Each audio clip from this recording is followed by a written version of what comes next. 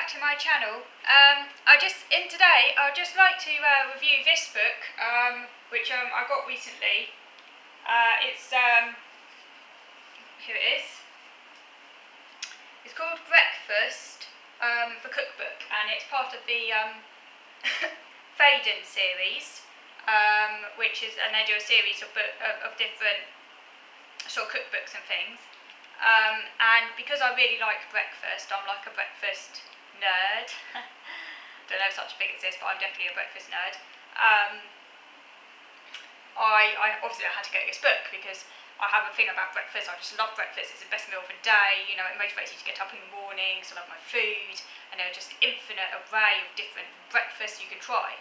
This book essentially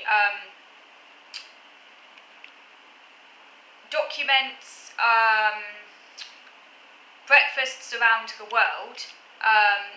So it's divided into sections, covering different types of food. For example, pancakes, bread. There's a section on pancakes, a section on bread. There's a section on fried goods. There's a section. What else is there in it? Yeah, it's pancakes, fried. I think it's one on patisseries, something like that. But it's divided into different sections covering different types of breakfast food, and also every now and again a food writer will write a little bit about a breakfast from their country. So there's a section entitled American breakfast. There's one on I think it's one on a Nordic breakfast. Just a little, a very short sort of little bit of writing about breakfast from different cultures. And then there's some really good pictures in the book as well. Don't know if I can show it to the camera because it's quite a big book. It's hard to open it. See if I can find an example. A bit like that. I don't know if you can see. Quite hard to open this book. But yeah, it basically. Sorry, it's hard because I'm having to hold it up to camera. It's quite difficult. It's a heavy book. But yeah, it's basically different. There's pictures as well, which I love. So I just wanted to go through some of the main ones that I would like to try, because I always like to take a list. This video is I just want to. It's also for my benefit, this video as well, because I quite like to I use it like to go through the list I've taken of things I like to try from the books in case I forget what's in the book, you know. I'm going to just look at the video and remind myself as well. Just put this back over here. Because I sometimes forget what's in my books if I don't take notes. But I made some notes about but obviously I want to try all of the recipes in time, or at least most of them. Some of them a bit harder than others though, but I made a list of the ones I like to try imminently.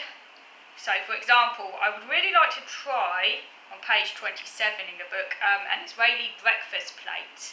Now an Israeli breakfast plate contains fried eggs, yogurt, chopped salad, which includes tomato, cucumber and parsley, etc. A dip of coriander, parsley, oil, chilli, and a glass of orange juice. And they might also have smoked salmon and a type of bread. I don't know if I'm pronouncing this correctly, but I think it's pronounced challah, I think, Challah, which I think is like I haven't tried it before, I really want to try it. I think it's a little M&S actually. I think it's like a sort of sweet bread, a kind of brioche type bread, I think. And they also often have olives. So that's the Israeli breakfast plate. Another one I'd like to try on page 31 is egg in a hole. That's basically toast with egg in the middle that's fried.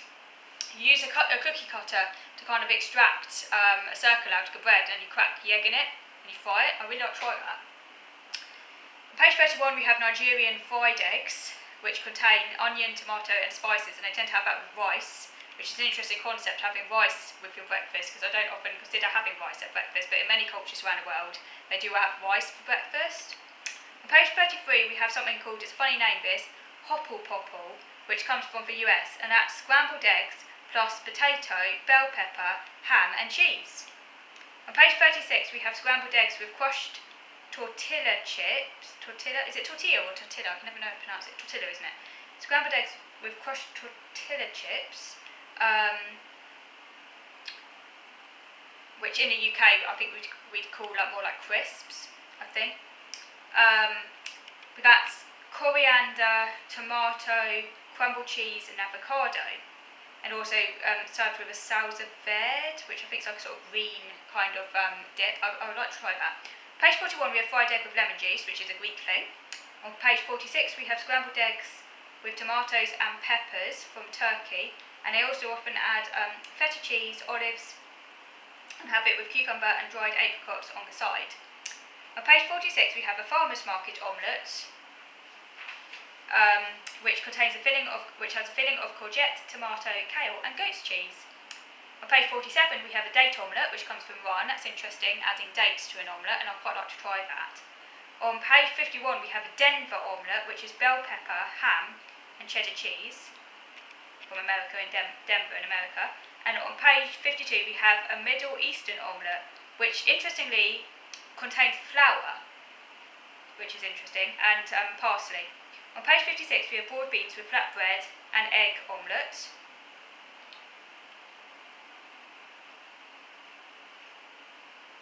And then it talks about the Middle Eastern breakfast. There's a spread on a Middle Eastern breakfast. The Middle Eastern breakfast often contains a bowl of labneh. Now labneh is a kind of like, almost like a sort of fresh cheese that kind of looks a little bit like yogurt,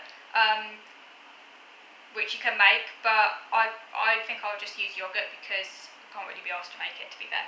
And I think yogurt can be used as a substitute, even though it's not quite the same, but Greek yogurt could be used as a substitute. So, but they often have it often has like a swirl of olive oil in the middle, and they might have with it a plate of sliced cucumber and tomato, and a ramekin of can't pronounce that word, za'atar, which is, I think it's kind of like, I did want to try it actually, because I once actually got some from Oxfam.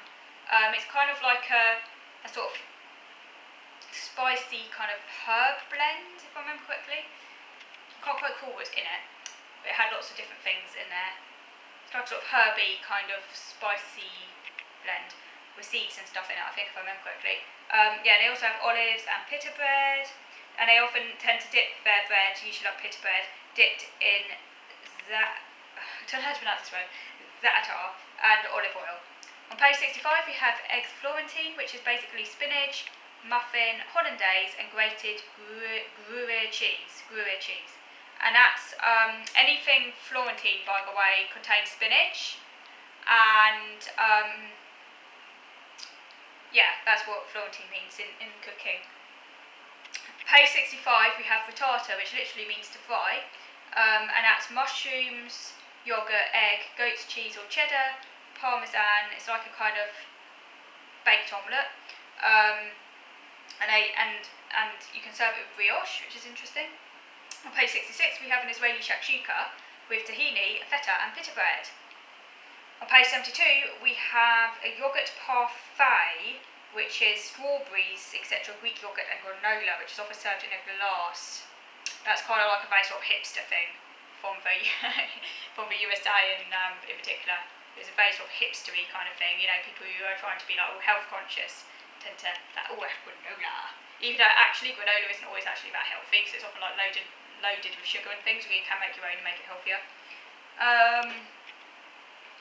Oh, and by the way, true Greek yogurt, when we think of Greek yogurt, we often have like, it's often like made with cow's milk, and yet true Greek yogurt tends to be goat or sheep's yogurt, because that's like what they tend to have more in Greece. They tend to consume more sheep and goat yogurt, which is also healthier. Another interesting breakfast to try would be kefir, which is like fermented milk product. I love kefir, topped with granola or muesli, or a crushed, again I'm probably not pronouncing this correctly because it's Swedish, crushed knäckebröd, which is kind of like a sort of crisp bread. On page 77 we have rye and brown sugar crumb, which is put on top of kefir, which is a Danish thing. On page 78 we have something called Frittata, which is pita bread, almonds, pine nuts, yogurt and chickpeas. That's quite a funny thing to have for breakfast. I'm not sure about having that for breakfast. That's something I might have more for lunch. We're going to get, I mean, it's no different really to having like a fry-up for breakfast, which is after all savoury, isn't it? I guess it's just a kind of cultural thing. We're sort of not used to having that for breakfast really, but there's no reason why not. It just kind of goes against my gut instincts, I guess. I think we'll go for more lunch feed, I don't know. But maybe I would like to try it at breakfast and just see, you know? Challenge myself a bit. On page 83 we have something called couscous, which is a type of porridge with fried cornmeal and milk, butter and syrup.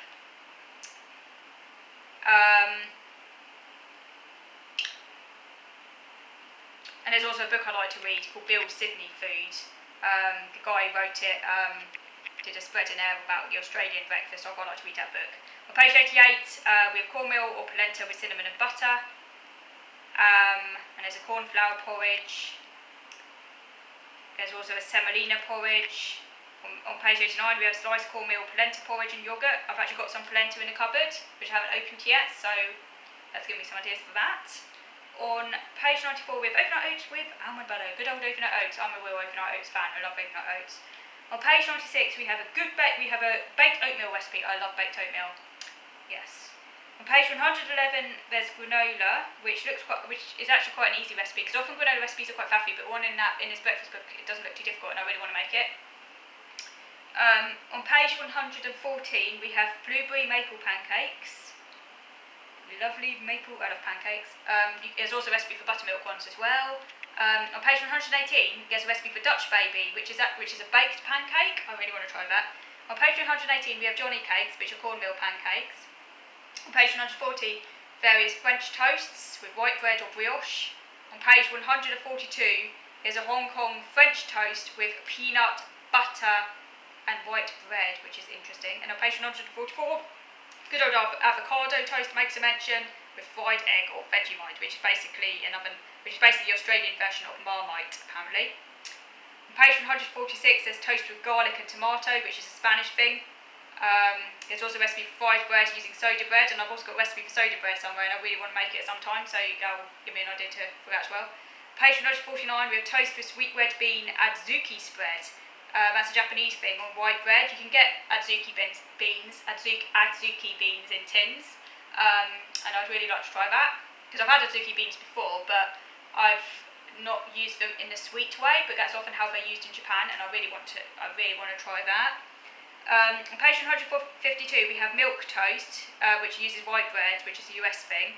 Very sweet and probably not very good for you, but as a kind of now and again comfort food, maybe for the colder months, definitely worth a try. On page 161, omelette sandwich with ketchup from Cuba, using one egg, and they have it on a sweet roll. The type of roll in question, I'm not sure I can get over here, but I guess a